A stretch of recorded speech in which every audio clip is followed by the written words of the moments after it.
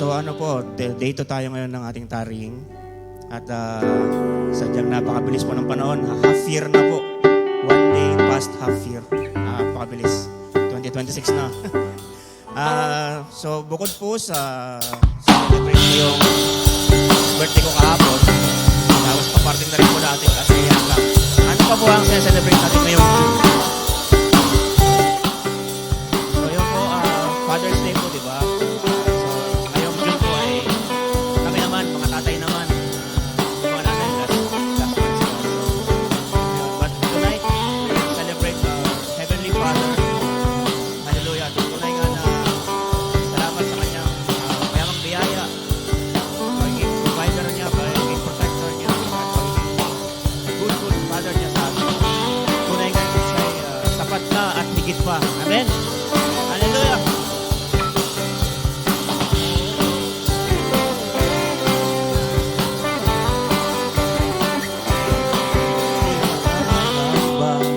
Sa kawalan pagpapala mo'y laging daan, di matatakot sa panganib, pagkat naririyan ka palagi, di matitinag sa pagsubok.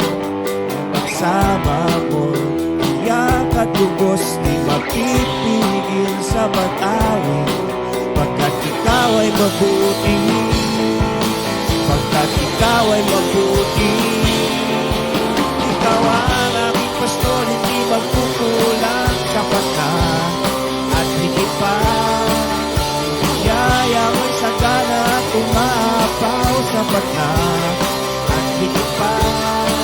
Sapat na sa lahat kong pangangailangan, higit pa sa lahat kong inaasahan. Wala na nang mahihiling pa, pagkat ika'y sapat na, ika'y sapat na at higit pa.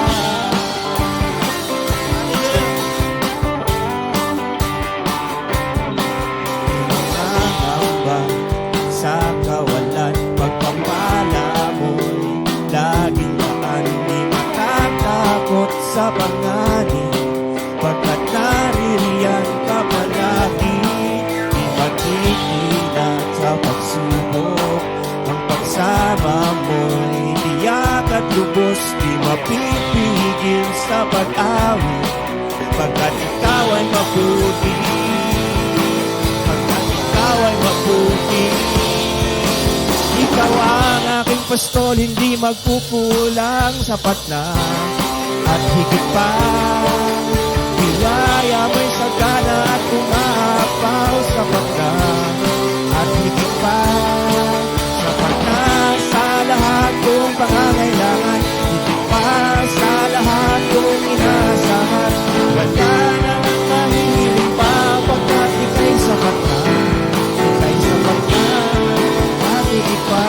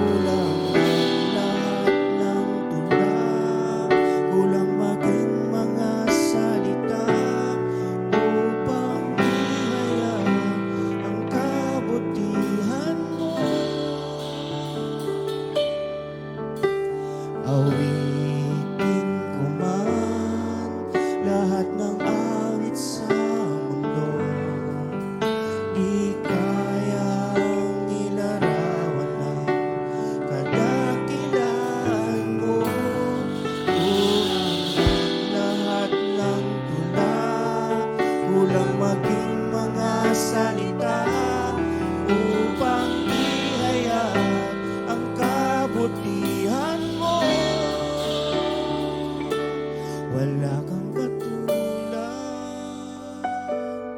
wala nang higit sa'yo, wala kang katulad, wala nang papantay sa'yo.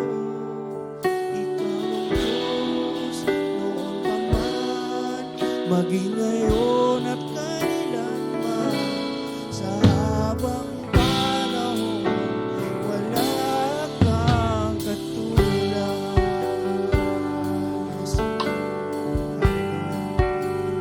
Awitin po natin muli ang lahat ng awit sa mundo, di kayang nilarawan ng kadakilaan mo. Kulang ang lahat ng kulang maging mga salita upang ihayag ang kabutihan mo.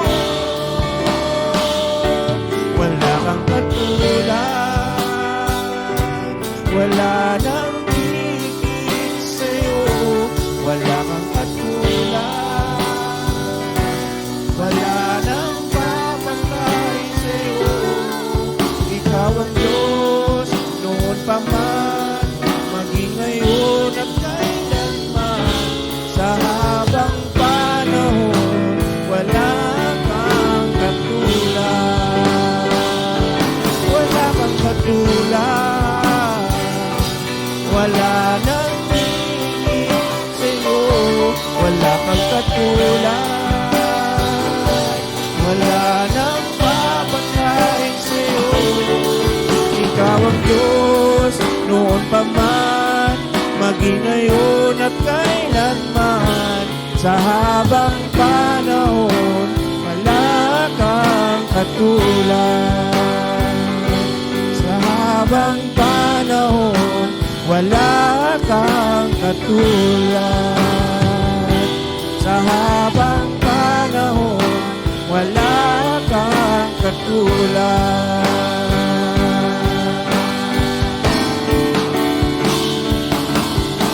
Jesus, sa'yo ang kapurihan, kalwalhatian ngayon at magpakailanman. Jesus, sa'yo ang karangalan, kapangyarihan ngayon at magpakailanman. Jesus, sa'yo ang kapurihan,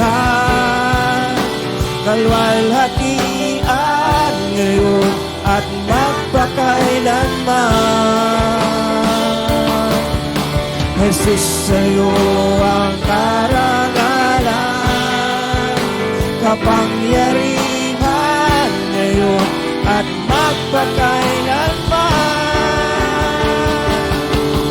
Pupurihin ka sa awit, itataas ang aking tinig, itatanghal sa buhay ko'y tanging ikaw, O Diyos. Higit pa sa kalangitan, ang iyong kalwalhatian, kadakilan mo'y di mapapantayan. Pupurihin ka sa awit, itataas ang aking tinig, itatanghal sa buhay ko'y tanging ikaw, O Diyos. Higit pa sa kalangitan, ang iyong kalwalhatian, kadakilan mo'y di mapapantayan.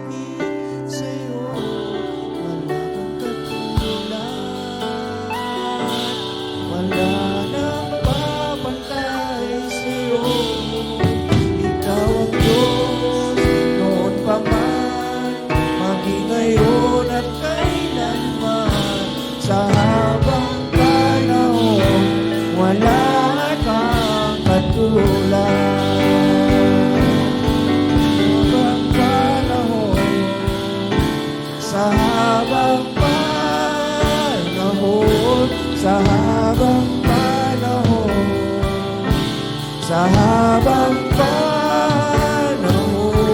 sa habang panahon, wala kang katulad. Hallelujah. Oh, hallelujah.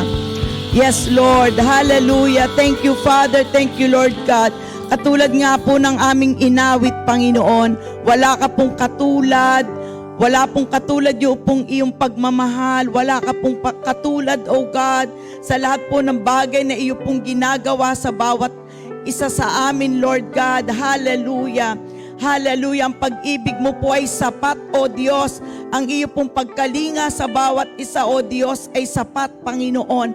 Wala ka pong katulad, Panginoon. Wala ka pong katulad.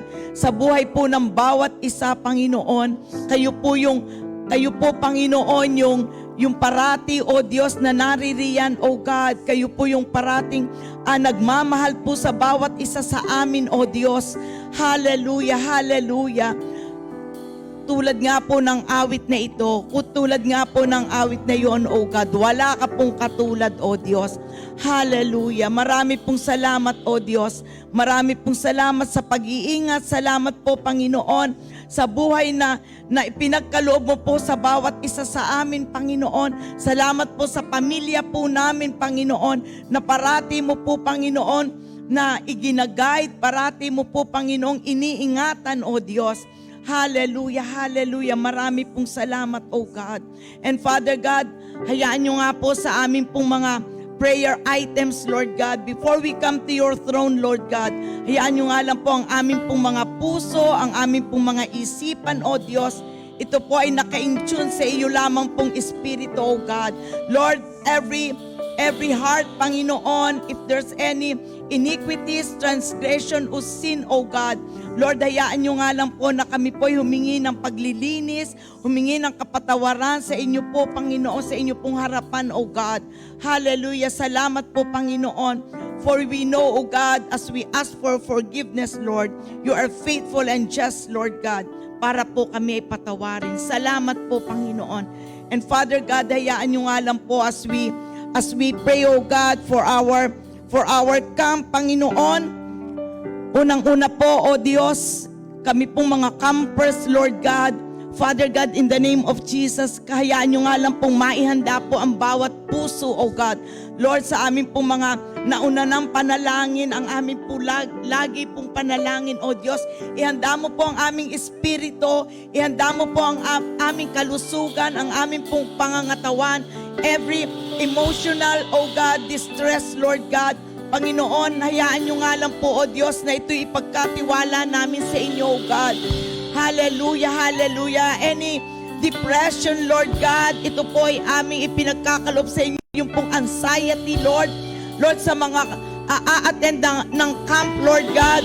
Lord, maybe inaatake po sila o inaatake po kami ng kaaway para kami po ay madistract, para po yung aming mindset ay hindi po ma-focus sa inyo.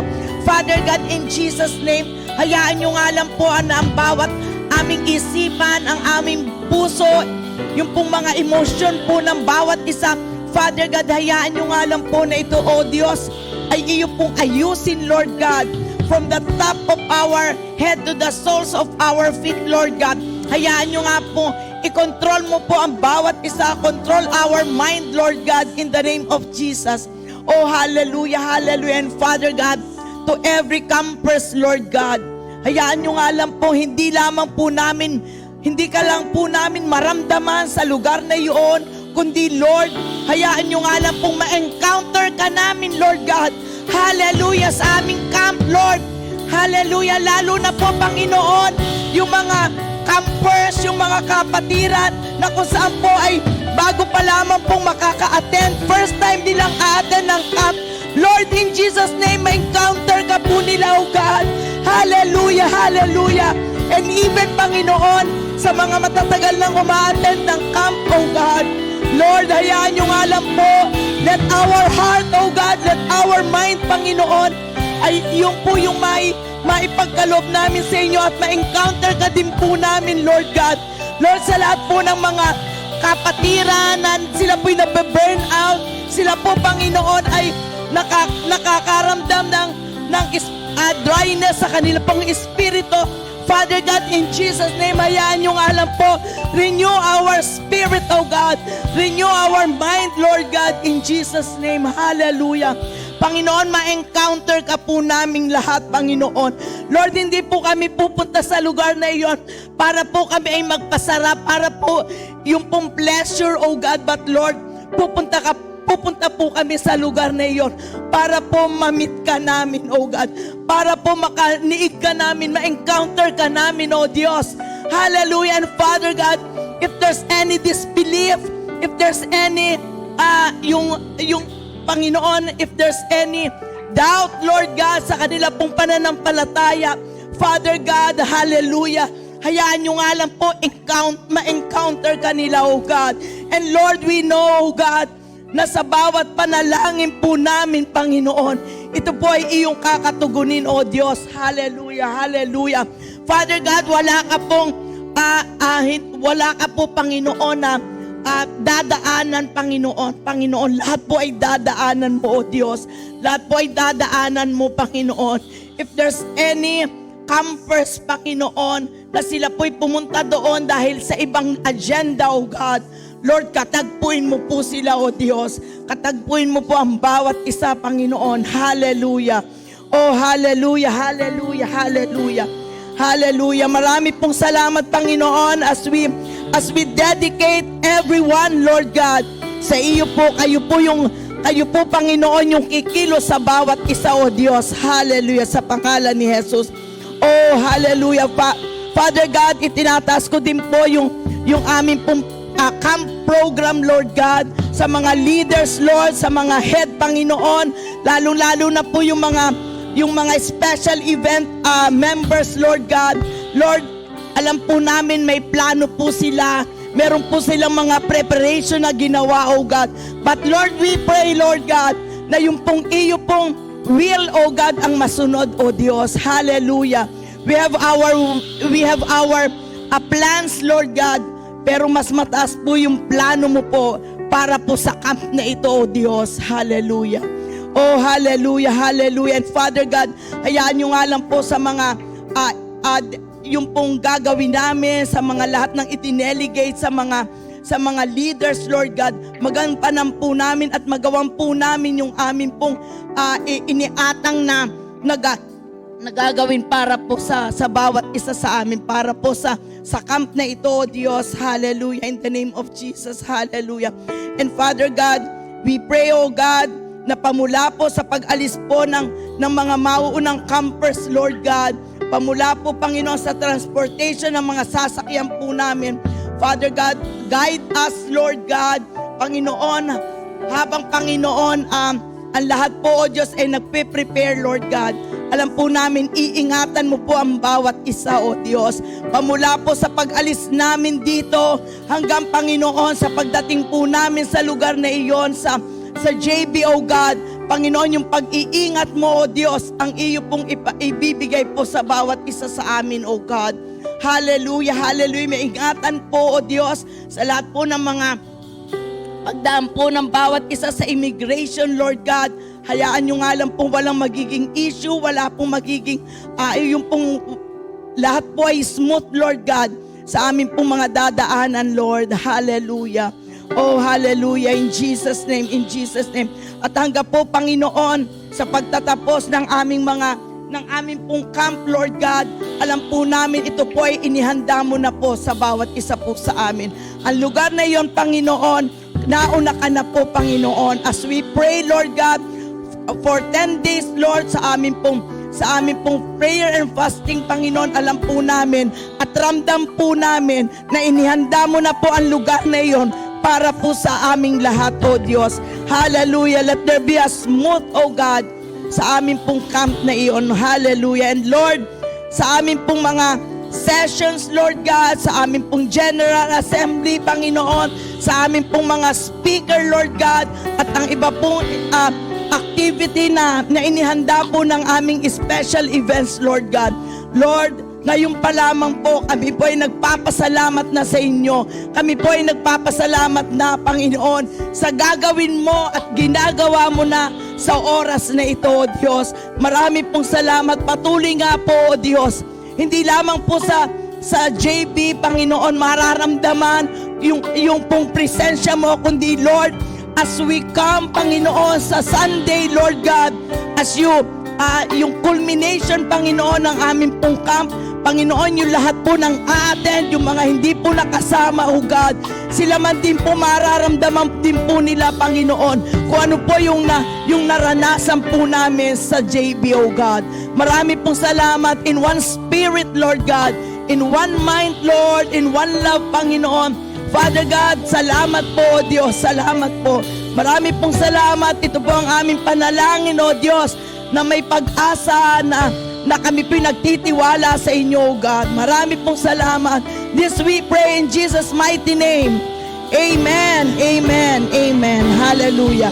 Pupuri ka sa awit, itataas ang aking tinig, itatanghal sa buhay ko'y tanging ikaw, O Diyos. Higit pa sa kalangitan, ang iyong kalwalhatian, kadakilan mo'y di mapag. Minsan pa ulitin natin, pupurihin ka sa awit. Pupurihin ka sa awit. Yes, Lord. Itataas ang aking tinig, itatanghal sa buhay ko'y tanging ikaw, O Diyos. Higit pa sa kalangitan, ang iyong kalwalhatian, kadakilan mo'y di mapag. Jesus sa'yo, purihin natin siya. Jesus sa'yo ang kapurihan, kalwalhatian. Yes, sa'yo at hallelujah. Oh, Jesus. Jesus sa'yo ang karangalan, kapangyarihan ngayon at magpakailanman. Minsan pa, Jesus sa'yo ang kapurihan. Jesus sa'yo ang kapurihan. Tanggapin mo ang papurit pagsamba namin para sa inyo, Panginoon. Yes, Jesus sa'yo. Hallelujah. Jesus sa'yo ang karangalan, kapangyarihan ngayon at magpakailanman. Purihin ka sa awit, itataas ang aking, itatanghal sa buhay ko'y tanging ikaw, O Diyos. Higit sa kalangitan, ang iyong kalwalhatian, kadakilan mo'y di Handahin natin, pupurihin ka sa awit. Oh yes, Lord. Hallelujah, hallelujah. Oh yes, Lord. Wala kaming ibang itataas sa lugar na hindi kayo lamang. Oh, hallelujah.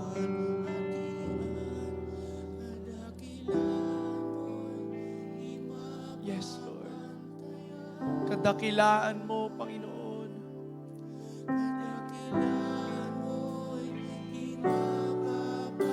Kadakilaan mo, Panginoon. Kadakilaan mo'y di mapapaglayan.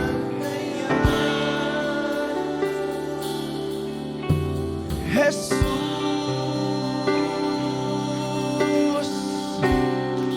Oh, Jesus. Jesus. Purihin ka, Jesus. Jesus. Pampitin natin ang ngalan ng ating Panginoon. Hallelujah. Hallelujah. Oh, Jesus. Oh, Jesus. Minsan pa, Jesus.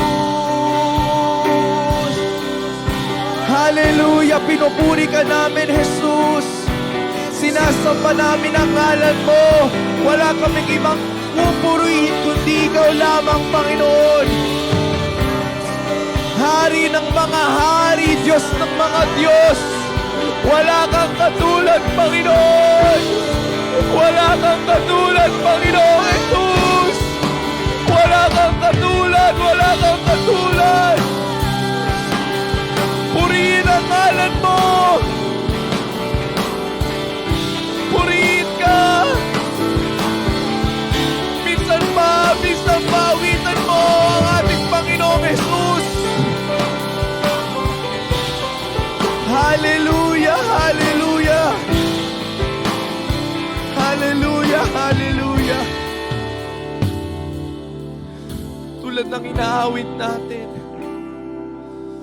purihin natin siya. Jesus, ikaw lang ang aming pupurihin noon, ngayon at magpakailanman. Salamat, Panginoon, sa pagpapaalala sa amin, Panginoon, na nandyan ka lamang, O God. Maraming salamat ngayon sa pangalawang araw ng aming tariying, Lord. You are so ready to meet us. Sa tuwing lumalapit kami sa inyo, nandiyan ka para iparanas ang pag-ibig mo para sa amin. Panginoon, pinupuri ka namin hindi dahil binibigyan mo kami ng mga magandang bagay.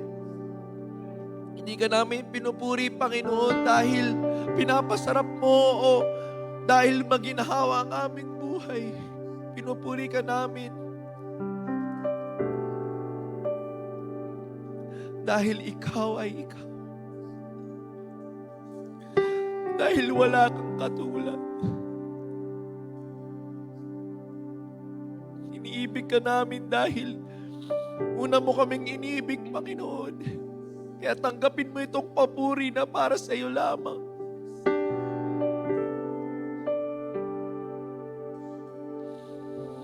Sa gabing ito, kapatid, nandito ka man sa church o nasa tahanan ka, sa bahay ka, nais sabihin sa iyo ng Panginoon, anak, mahal na mahal kita.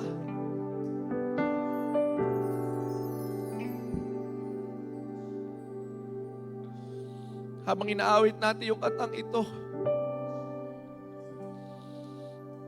nagpapasalamat po kami, Panginoon, dahil naranasan namin minsan pa ang iyong pagsama. Naranasan namin, Lord, yung pong presensya, Lord, your tangible presence.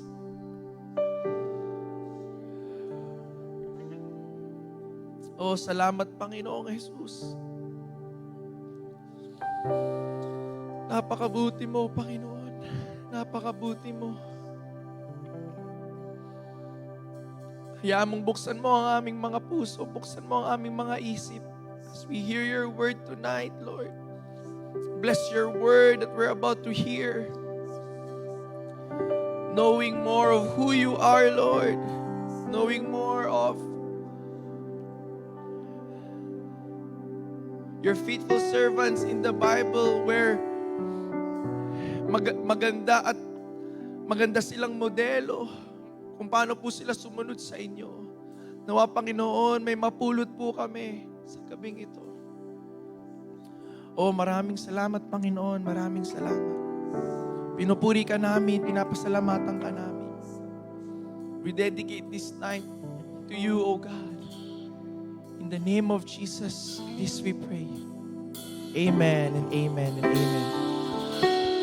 Hallelujah. Hallelujah. You may now be seated po. Thank you, Lord. Thank you, everyone. Thank you, worship team. Thank you, Sister Ichu, sa inyong prayer. Prayer is powerful not because malakas ang boses na nagpe-pray. The prayer is powerful hindi dahil marami tayo dito sa church, but prayer is powerful because we have a God who is powerful, who hears our prayer, who listens to us. Amen. Amen. Hallelujah. Good evening, everyone. We are in our day 2 ng ating tarrying. Yesterday was incorporated po ang ating Sunday service. We've learned about favor na nanggagaling sa Lord, no? And today we are just blessed because this month we are learning the topic that we have for this month is the men in the Bible. So last month was women, di ba? So tulad ng nabanggit ni Brother Paul, di ba, this month, Father's Day, di ba? So at the same time, we want to study the Word, a topic about the men in the Bible. So the story or the character that we'll be learning tonight sa ating puntaring is the story of Gideon. And ang topic po natin for tonight is called, or ang title po na aking share is, God's Strength in Our Weakness, Lessons from Gideon. Learning to trust, to have faith, and obey even when we feel inadequate. Okay? So, pag-aaralan natin today yung buhay po ni Gideon and what God has done in his life. So, konting background po no, as I was praying, sabi ko, Lord, sino ang pwede ko pong i-mention or i-share kanino pong buhay in the Bible na kalalakihan, and one of the men that is in the Bible is Gideon po. So doon sa hindi nakakaalam kay Gideon, we'll be diving into his life, kung ano yung ginawa ng Lord sa kanyang buhay. So how I found, how I decided din po na siyang i-share ko kasi while I was asking God, na-remind lang ako nung nasa Tungling pa po ako for my 3 months Bible school. And meron pong segment na we were prophesying for our classmates. Nagpipray po kami as a school. Tapos the person who prayed for me, ang nakita niya when she was praying for me, ang sabi niya, brother, I saw a green pasture. Tapos may nakita siyang mountain, tapos may valley. Tapos nakita niya ako, may shadow. Tapos in that shadow, nakasulat. So ako po yun, from what she saw, ako po yun, tapos may shadow, nakasulat sa baba ng shadow is Mighty Warrior. So in the Bible, ang Mighty Warrior is Gideon. Kaya na-mention niya, oh, maybe it means something to you. So nung pinag-pray niya, maybe it means something to you. So nung nag-ask ako, oh, parang siguro I can share about Gideon. So that's why I began to read about Gideon, and nung nalaman ko yung story, grabe, napaka-powerful ng ginawa ng Lord sa kanyang buhay. But before we dive into that, I have a question for everyone, or questions to ponder. So have you ever felt too weak or unqualified or fearful to do something you knew God was calling you to do? Na-feel nyo na po ba yun before? So it can be in your ministry, dito ka nagsuserve, or it could be something that God has challenged you to do in your personal life. Mag-move ka ng work or mag-take up ka ng position. So I believe all of us have our own fair share ng ganitong nararanasan. No? So ililink natin to dito no, sa ating main scripture for today in Judges 6 verse 12. When the angel of the Lord appeared to Gideon, he said, "The Lord is with you, mighty warrior." So we're gonna dive into deep why I asked this question. Kasi si Gideon, he's one of the people that God used even though he felt weak, even though he felt unqualified, fearful to do something that God has instructed him to do. Pero ang nangyari, he trusted, he believed, he had faith, and he obeyed the Lord. So, yon, sige, let's talk about who is Gideon. Sino nga ba si Gideon? Si Gideon, he is a son of Joash. So he's an ordinary man. Di ba, context lang, sino ba si Gideon? So ang context po nito is, Gideon came from the weakest clan of Manasseh. Okay, so this story is happening when yung Israelites na save na, so naano na sila ni Joshua, so they've been living na. Ang problema, after ng Joshua generation, ang nangyari, they went back to their old ways. So what does that mean? Ibig sabihin, they started to turn away from God. They started to worship idols na naman. So inalaw ng Lord na yung Midianites ay ma-oppress sila. Ngayon, si Gideon, tinawag ng Lord na, Gideon, I want you, ikaw ang magtatawid, ikaw ang gagamitin kita para lumaya kayo sa Midianites. So initially, he was full of fear, he was full of doubt, pero nag-respond nga siya sa obedience. Tapos ito yung highlight. Si Gideon po yung nag-lead ng 300 men to victory against them, na 32,000. So as you can see, no, in the eyes of the human, dahil nga po sinabi ko, no, he came from the weakest clan of Manasseh, dati daw po, pagka ikaw yung nasa weakest clan, parang insignificant ka, wala kang influence. Who cares about you? No one cares about you. Katulad ni David, di ba? Si David, bunso na anak, tapos siya pa rin napili. The interesting thing about this is, the weakest in the clan, and the weakest clan pa, pinili ng Lord, si Gideon. So this is a definition of God's strength through weakness. Amen? So, let's jump right into it. What is God teaching us through Gideon?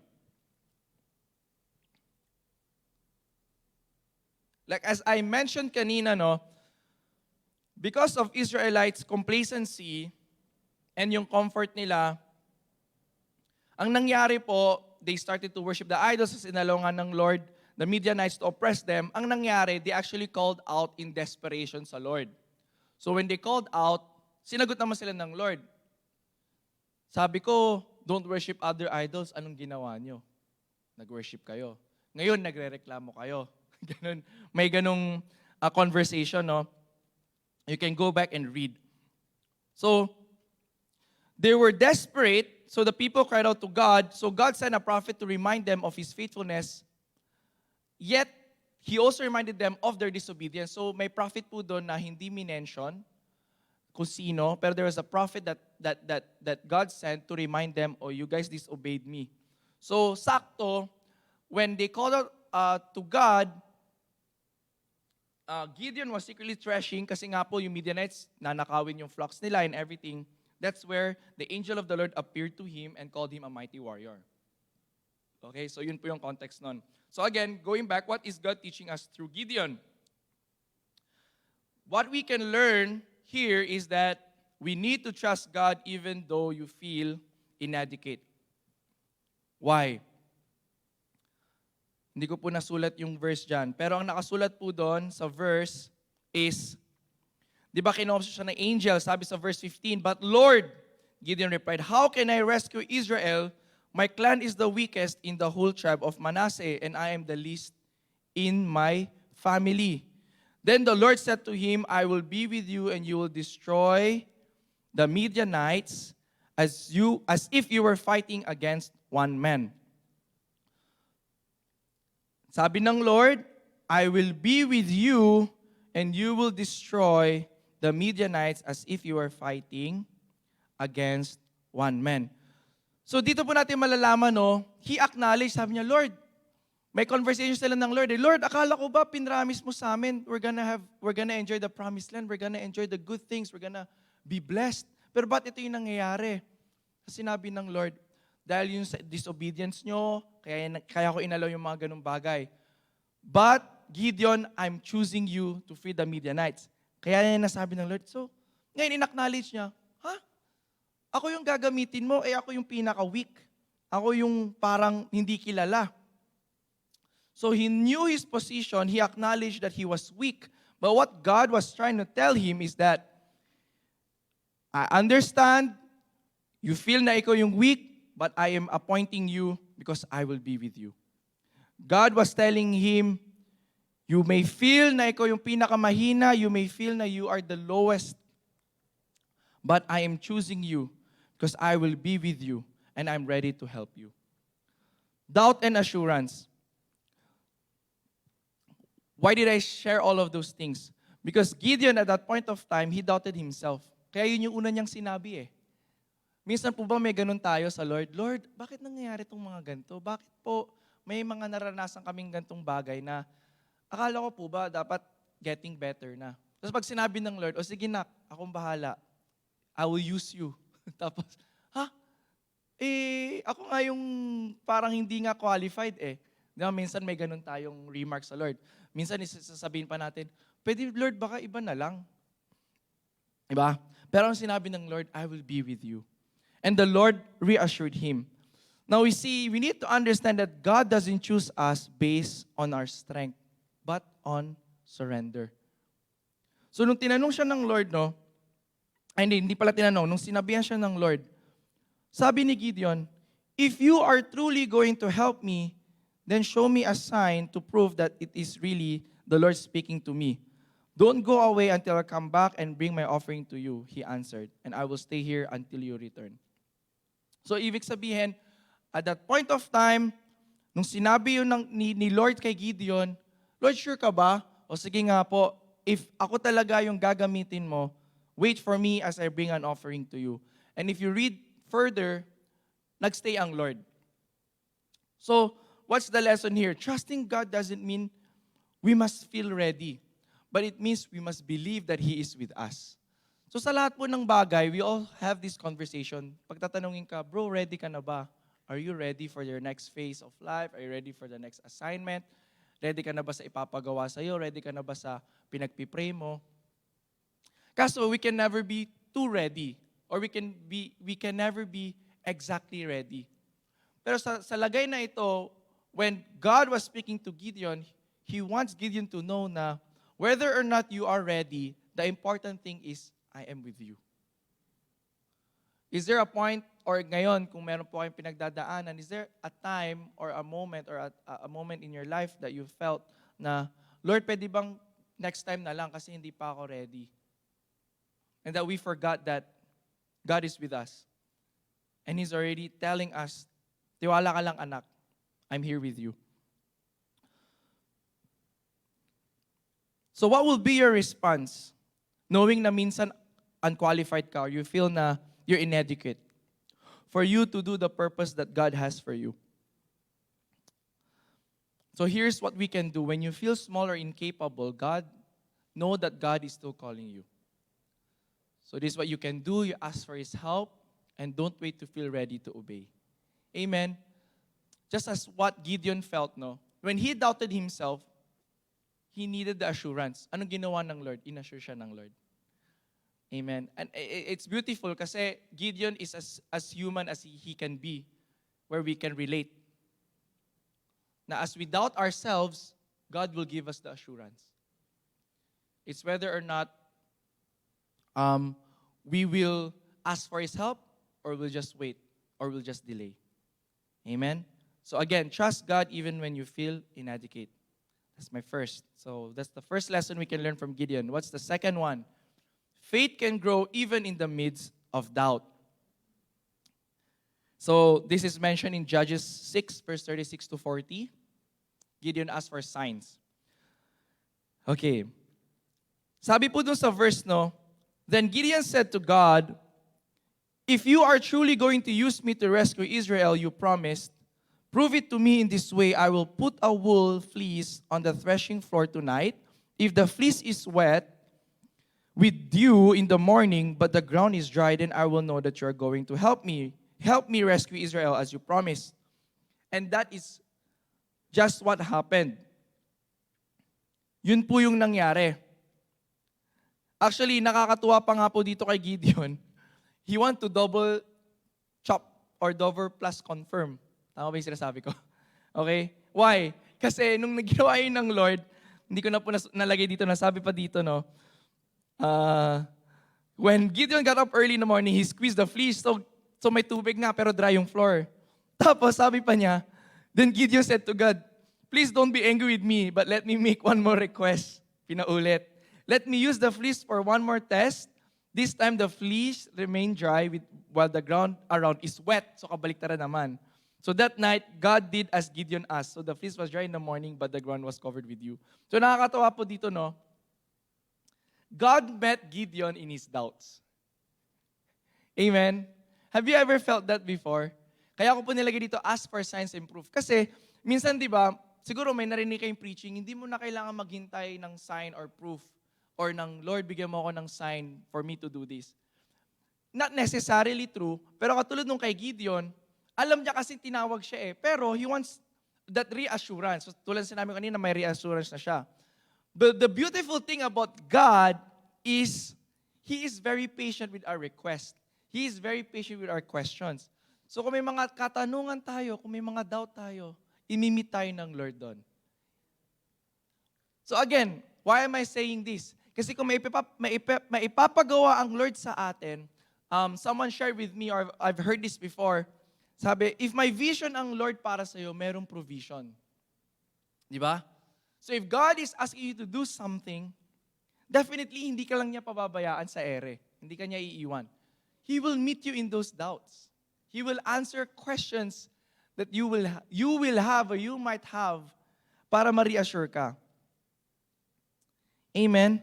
Gideon wasn't rebuked for asking for proof or confirmation. God met him in his doubts. His faith grew through the process and not outside of it. Amen? So what is our application for here? What we can learn from here is that we need to bring our doubts to God. If you need to ask for a sign, if you need to ask for a confirmation, so be it. Hindi ka naman imamak ng Lord, hindi ka ba naniniwala sa akin? Ang dami ko nang ginawa para sa iyo eh. God is faithful. Amen? But be wary, kasi when you doubt, do not doubt the power. Do not doubt what God can do. Yun yung difference. Kasi he doubts yung kakakayanan niya eh. Okay? So yun yung baka misconception na we are to live by faith, not by sight. Even if we doubt ourselves, let's not doubt our God. We bring it to Him. Lord, I don't feel confident. Baka kailangan ko po ng tulong dito sa area na to. Tulungan mo ako. Amen. Yun po yung difference. Don't get confused by that. Again, He's not threatened by our questions. Ask, seek, and knock, and He will answer and grow our faith. Amen? Amen. And you'll see the beautiful things and the miracles that God will do in your life. That when He shows these signs and wonders, magugulat ka na lang, Lord, buti na lang nagtanong ako at confirm, ito yung para sa akin. Amen? Amen. So, faith can grow even in the midst of doubt. Amen. And for the next lesson that we can learn from Gideon, obedience and sacrifice will lead to victory. So there's two forms of obedience na ginawa ni Gideon. Nung na-receive niya na, Gideon, I want you to save the Israelites from the Midianites.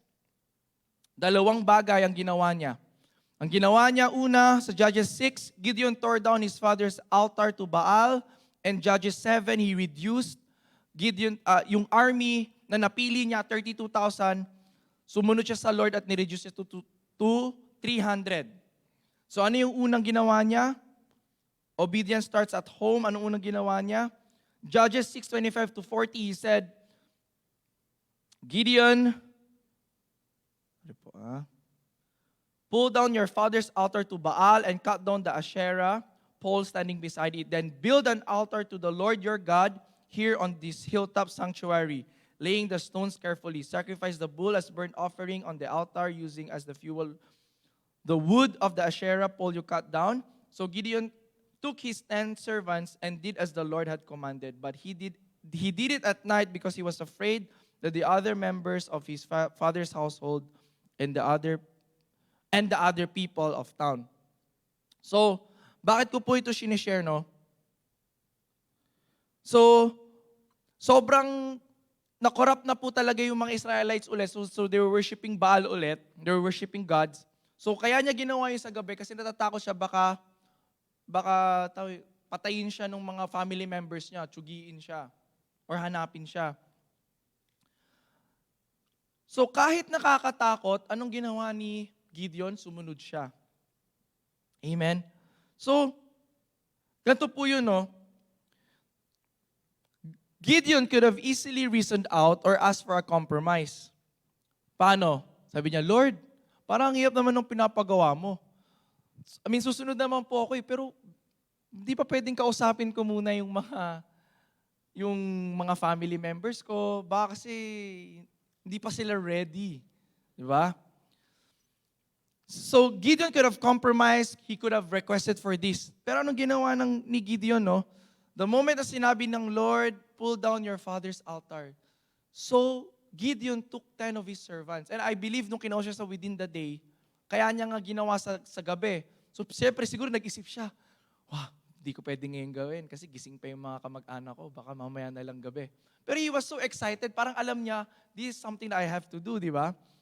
So ngayon, ang tanong po sa atin is, are we like Gideon? That after we have gotten a confirmation from the Lord, pinakita na ng Lord yung signs, pinakita na ng Lord yung confirmation, do we obey with wisdom, or are we someone that obeys with wisdom according to what He has instructed us to do? That even though it's scary, costly, we will still do them? Have you experienced that before where sinabi ng Lord, nak, push mo yan. Kahit alam kong madadamay, let's say, pag hindi ka nag-work ngayon, makakaltasan ka ng OT, for example. Okay lang yan. Go. Kaso Lord, may babayaran pa ako eh. Anong gagawin ko? Saan ako kukuha?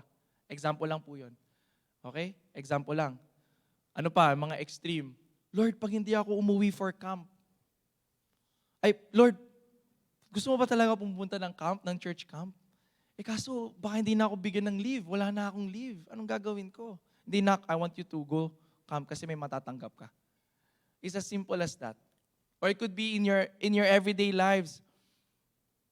Nak, I want you to share dito sa office mate mo. Sabihan mo lang siya ng encouragement. As simple as that. Susunod ba tayo agad? But why did I put here obedience starts at home? Kasi nung sinabi yun ng Lord, this is within their household pa. So ngayon, backtrack tayo. Dun sa mga sinabi ko, sa mga desisyon na yon, when we go back sa ating tahanan, yun bang mga small things ay nagagawa pa rin ba natin? Baka kaya nahihirapan tayong sumunod dun sa mga bagay na pinapagawa ng Lord. Baka kasi dun din sa small things ay hindi pa natin magawa.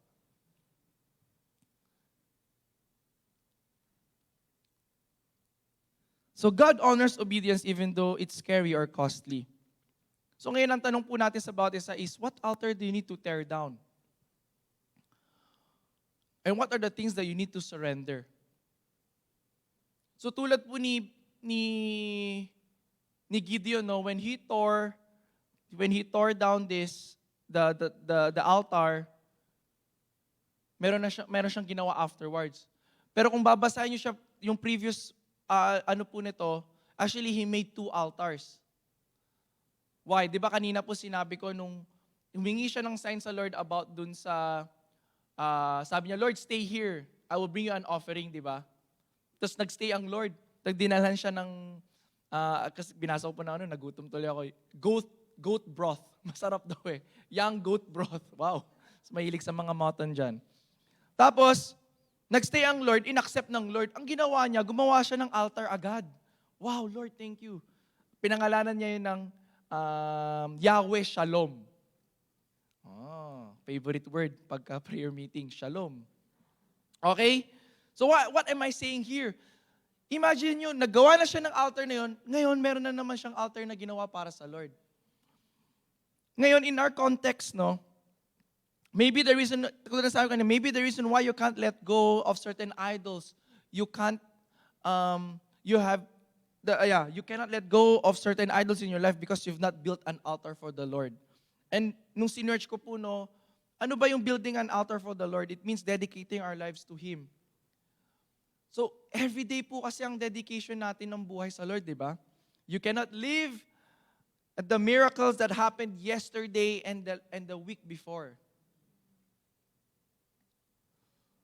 So, it is a conscious decision that you need to align your lives with His purpose for you every day.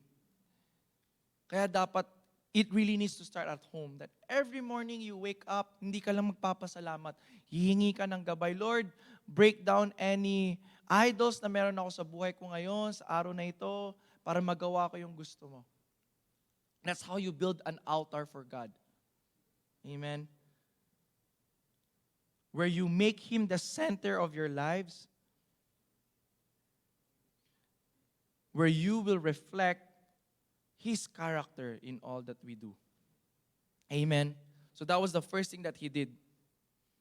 And second, ng kanyang pag-obey bago siya magkaroon ng victory. So in Judges 7 verse 2, ayan. Hindi po ito yung verse, parang sinamarize ko na kasi ang dami po nun eh. God tells Gideon that his army is too large. So 32,000 kasi nga naman yung ginather niya. Siyempre, siguro kabado si brother. Kasi nga naman, Midianites, they were pestered by them. So 32,000 ang na-invite niya. Bro, let's fight. Kaya sabi ng Lord, pag 32,000 ang lalaban, baka lumaki ang ulo ng mga Israelites. They might think that they did it themselves and not God. So God told Gideon that the army was too large, that they will boast in their strength. So, pinalit ng Lord.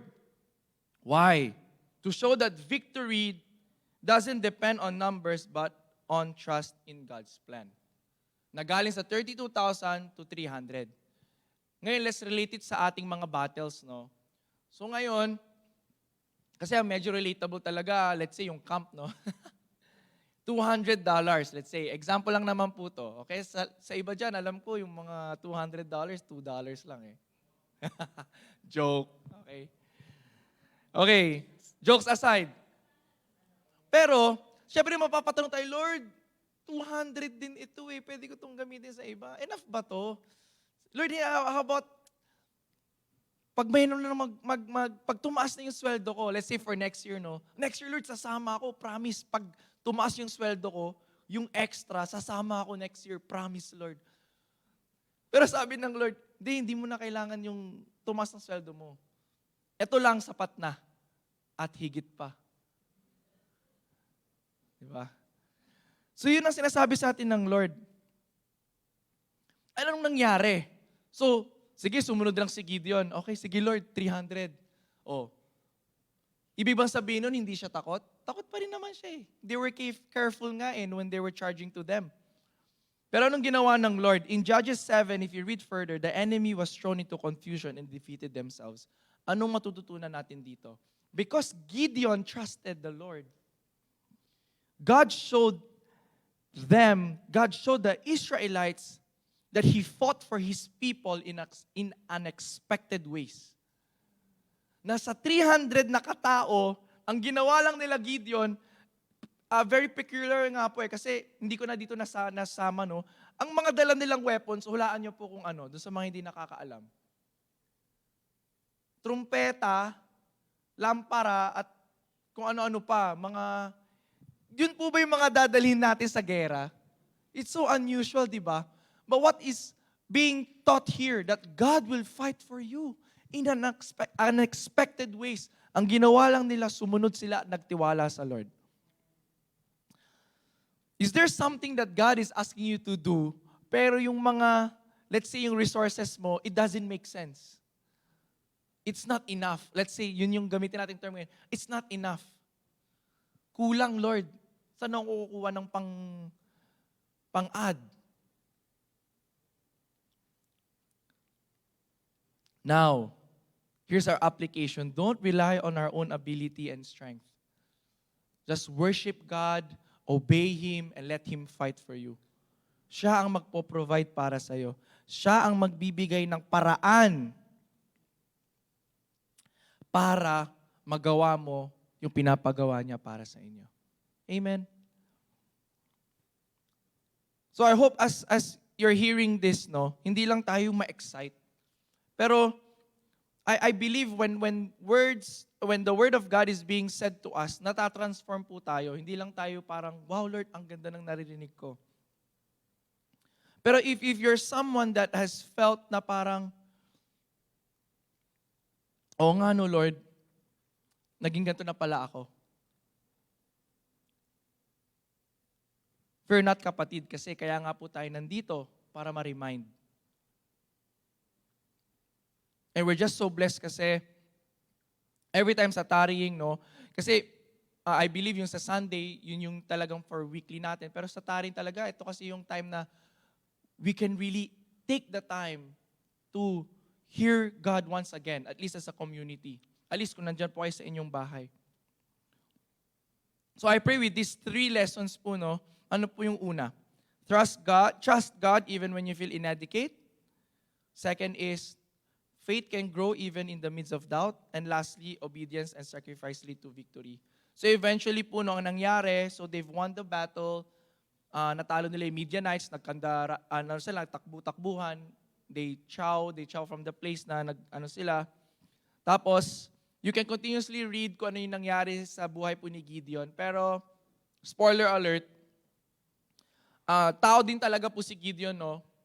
With the good things that he started well, marami siyang pinagdaanan. He became a judge ng Israel po, no?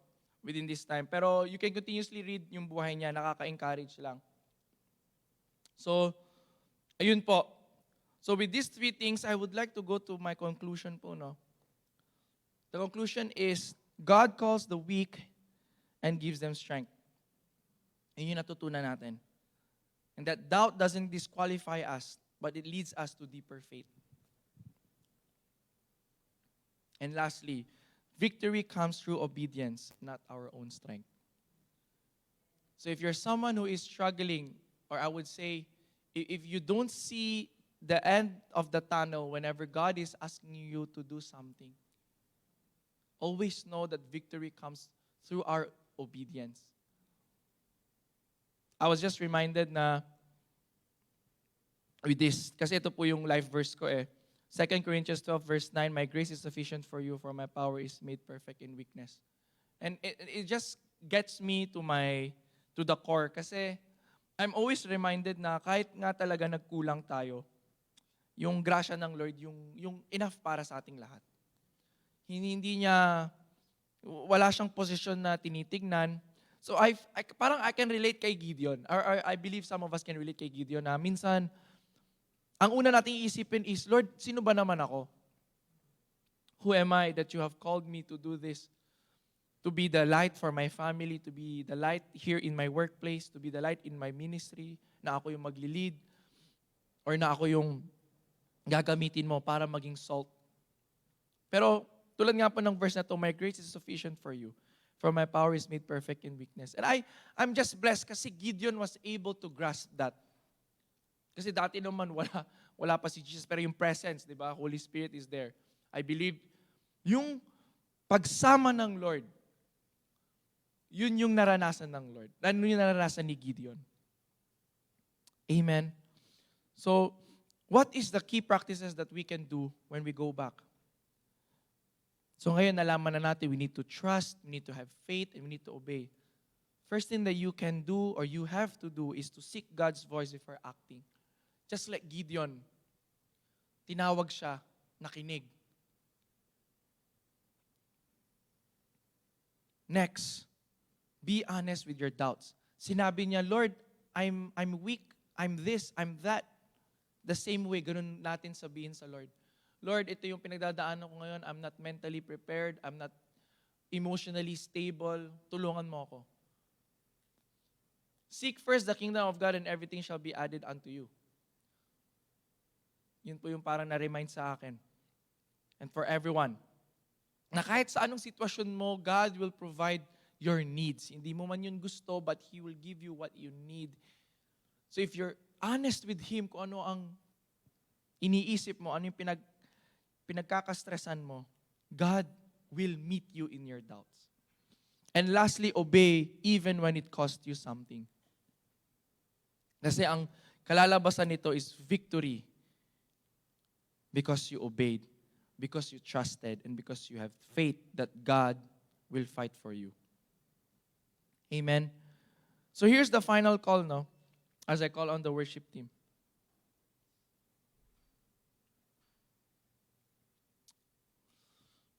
Can you all resonate with Gideon? Just as what the angel has said, the Lord is with you, mighty warrior.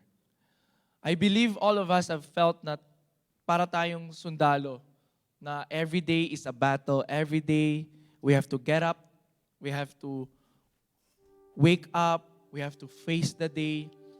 And tulad nga nung sinabi, no, we are soldiers of God. We are His army, di ba? So the question for everyone is, will you trust Him? Will you have faith in Him? And will you obey Him? Kapatid, if you felt like you were Gideon, my prayer is that sana patuloy tayong maging katulad ni Gideon. Hindi lang yung tinawag ng Lord and then we let it pass. Just like Gideon, naging honest siya sa Lord. Just like Gideon, sinabi niya sa Lord yung mga concerns. Just like Gideon, nagtanong siya. You can do the same to God. Maybe we've forgotten na anak tayo ng Lord. I'm not saying we've forgotten who He is. Pero minsan, baka sa sobrang dami nangyayari, yung thinking natin is, nandiyan naman ang Lord eh. Nakakalimutan natin lumapit sa Kanya. Nakakalimutan natin mag-request sa Kanya.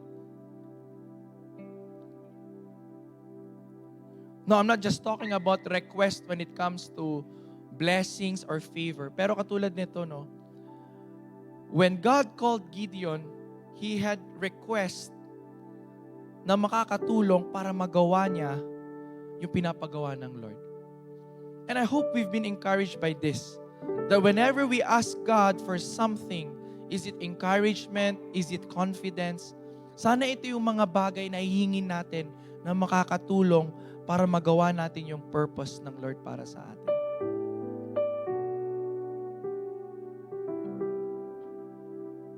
The Lord is with you, mighty warrior.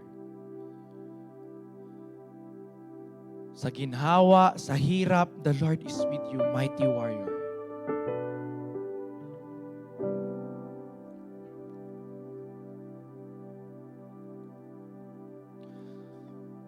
So tonight, as we pray, as we ask God to see the depths of our hearts,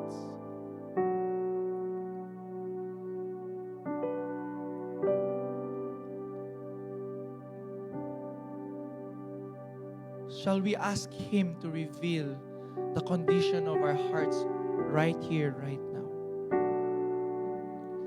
Can we just invite the Holy Spirit to make room in our hearts to tear down the idols that has been growing unconsciously?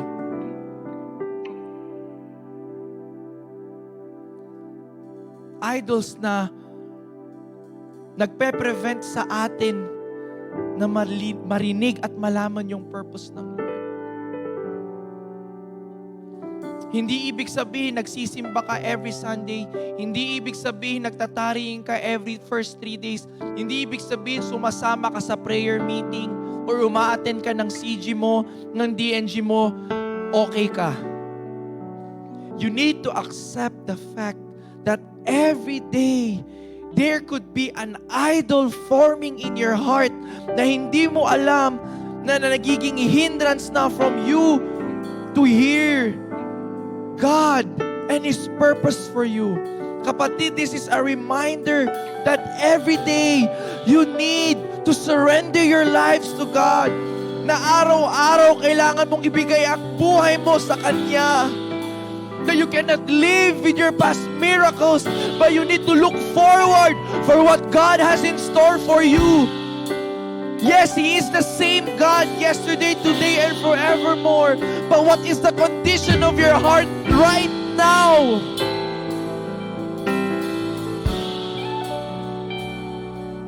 What is the condition of your heart right now?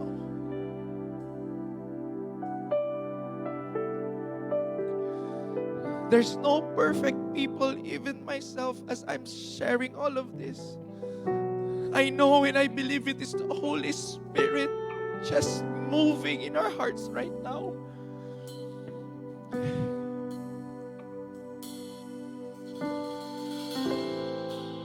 That as we prepare for our upcoming camp, maybe this is what God is trying to let us know.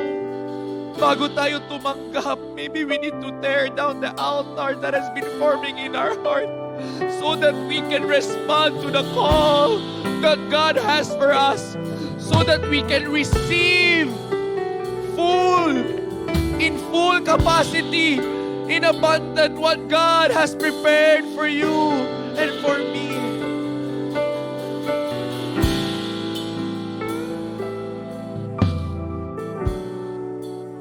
we just take this time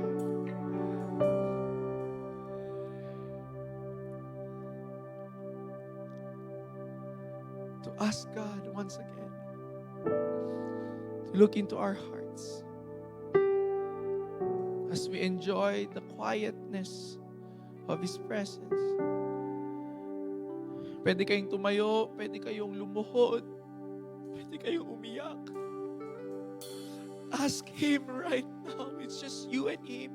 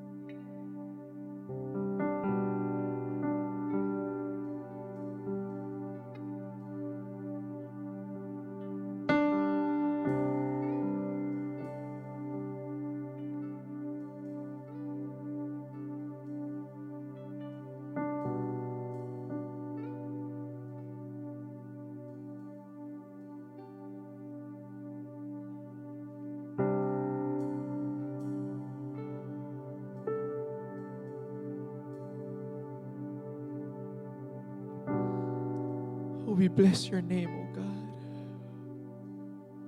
What a joy to be in your presence, oh God, where everything comes undone, where everything is revealed.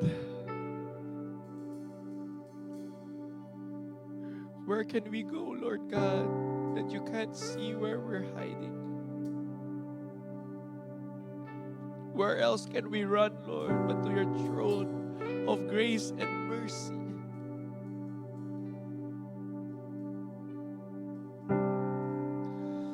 That, Lord, as we commit our lives to you, oh God, we want to be like Gideon, Lord.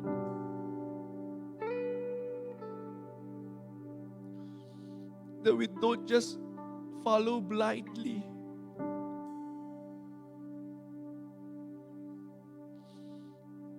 but we ask for guidance, we ask for confirmation, we ask for wisdom, we take heed from whatever you say.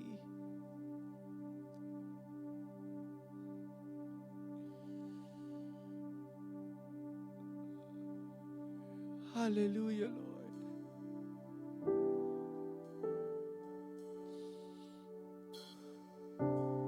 We're just impressed to pray for clean hands and a pure heart right now. Clean hands, pure heart. I'm not quite sure why yun yung umuulit. Clean hands, pure heart.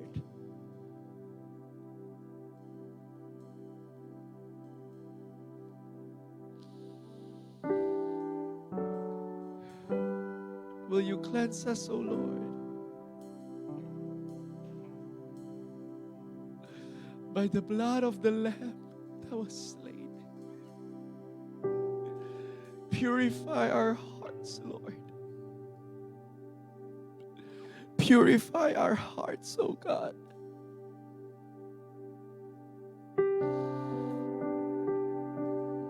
It's just you and me, Lord. It's just you and the Lord right now.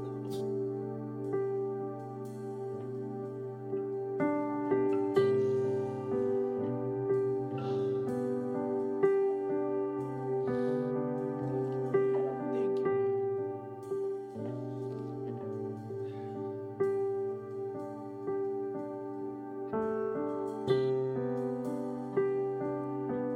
Not by our own strength, not by our own might, but by the strength that comes from you.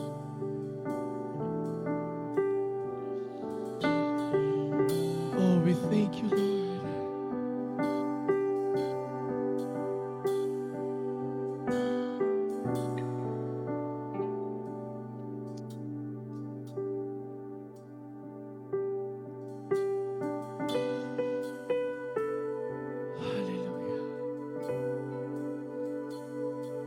as we continue to tarry in the presence of God, can we sing the song, Build My Life?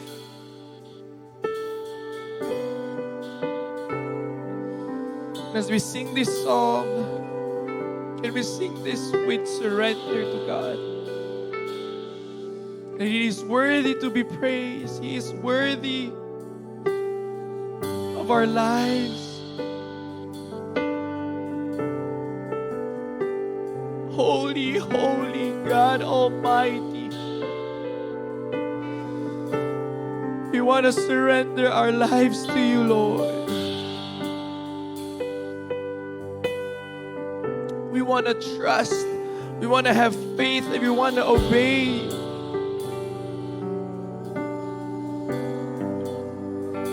Hallelujah, Lord. Worthy of every song we Yes. could ever sing. You are worthy, Lord. Worthy of all the praise we could ever bring. Worthy of every breath we could ever breathe. We live for you. Oh, we live for you. Jesus. Jesus, the name above every Yes. other name. Jesus, the only one. Jesus, the only one that could ever sing. You are worthy, O God. Worthy of every breath we could ever breathe. We live for you. Oh, we live for you. We sing holy. Holy, there is no one like you. There is none beside you. Open up my eyes in wonder. Show me who you are and fill me with your heart and lead me in your love to those around me. Shall we all rise as we sing this song once again? Hallelujah. We sing, worthy, worthy, Lord. Worthy of every song We could ever sing. you worthy, Lord. Worthy of all the praise we could ever bring. Yes, you are worthy, Lord. Worthy of every breath we could ever breathe. We live for you. Oh, we live for you, Jesus. Jesus, the name above every other name. Jesus, the only one. Jesus, the only one who could ever sing.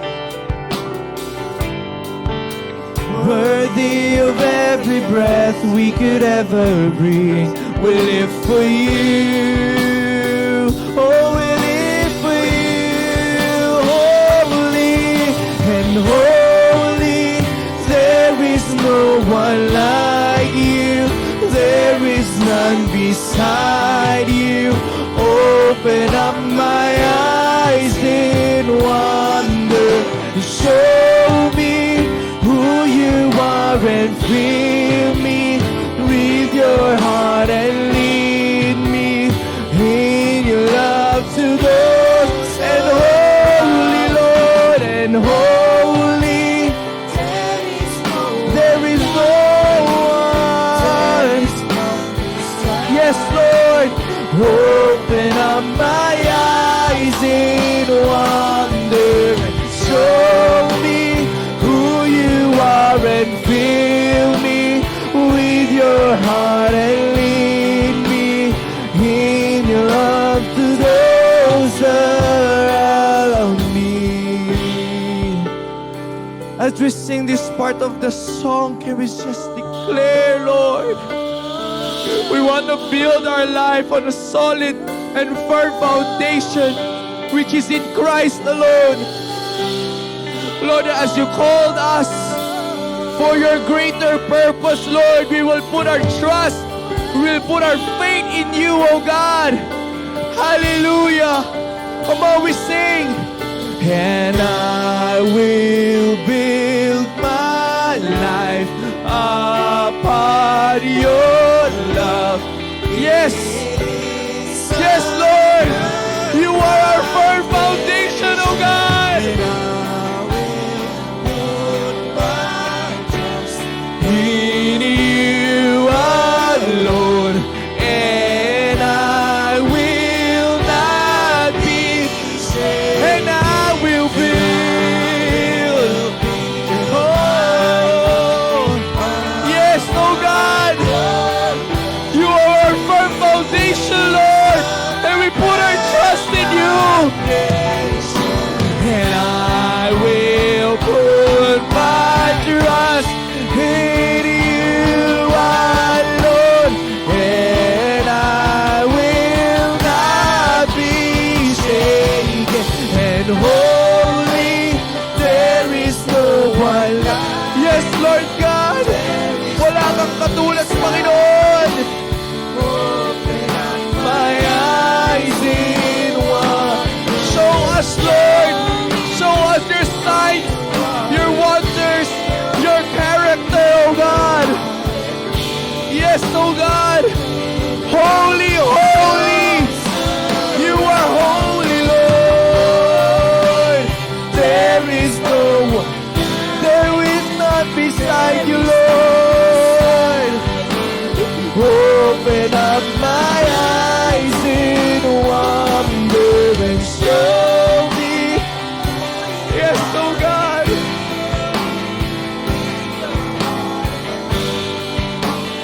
In your love, no surround me. Holy, there is no one like you. There is none beside. Open up my eyes in wonder. Show us, Lord. Show us, oh God.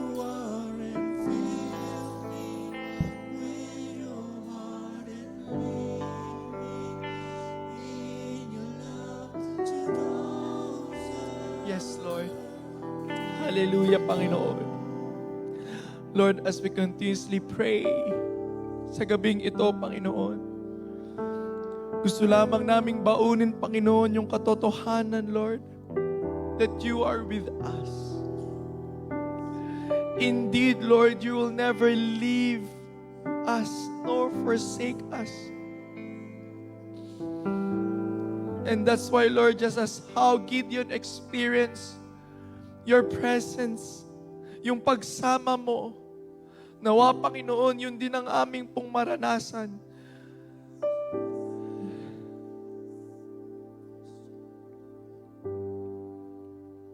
Hallelujah, Lord. Maraming salamat, Panginoon. Maraming salamat, Panginoong Jesus.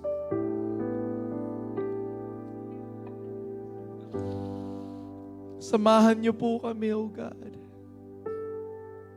sa aming pang mga haharapin sa linggong ito. Hayaan niyo, Lord, maging handa nga po kaming sumalo, lalong-lalo na sa pagdating ng aming pong camp. For us to experience your overwhelming grace and miracles.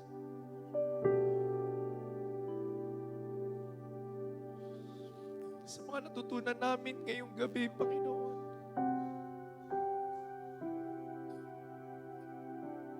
nawa baunin po namin iyon.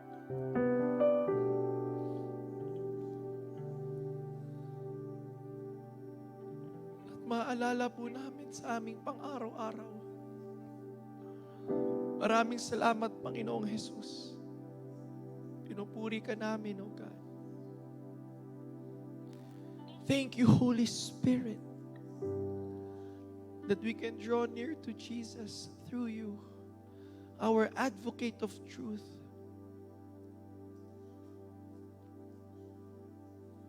And thank you, Lord, for the provision. Thank you, Lord, for the fresh revelation.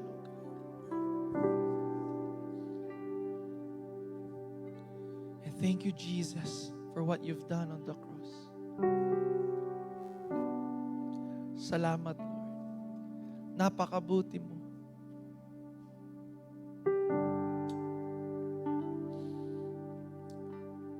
We entrust to you everything, O God. You deserve the highest praise. You deserve all the honor, all the glory. In Jesus' name, this we pray. And all of God's people say, Amen. Amen and amen and amen. Hallelujah. Come on, shall we give God a clap of praise? Give Him the highest praise. Give Him the glory, the honor. Do your voice, do your clapping, and do your lives. Honor God with your lives. Worship Him as a living sacrifice. Oh, in the name of Jesus. Oh, in the name of Jesus. Reign in our lives. Reign in our lives, oh God. Be the King of our hearts, Lord. Saturate our minds. Saturate us with your presence, Lord. Oh, in the name of Jesus. In the name of Jesus. Oh, maraming salamat. Once again, we thank you. We honor you. In Jesus' name, this we pray. Amen. Amen. God bless po. God bless sa ating lahat. Thank you for joining us for day 1. Day 2, tarrying. We'll see you tomorrow. Be blessed. Good night po. Hallelujah. Sige po, let's continuously pray for our tithes and offering. Panginoon, sa amin pong maibibigay for tonight. Salamat, Lord, more than our time. Itong aming offering ay para po sa inyong ministeryo, mga matutulungan po, mga kapatiran, yung paggamit po sa ministry for the advancement of your kingdom. Nawa, Panginoon, mag-glorify po kayo. Maraming salamat. We give you thanks. In Jesus' name, this we pray. Amen. Thank you po ulit. We'll see you tomorrow. Be excited. Okay? At dahil Camp Week, walang magkakasakit.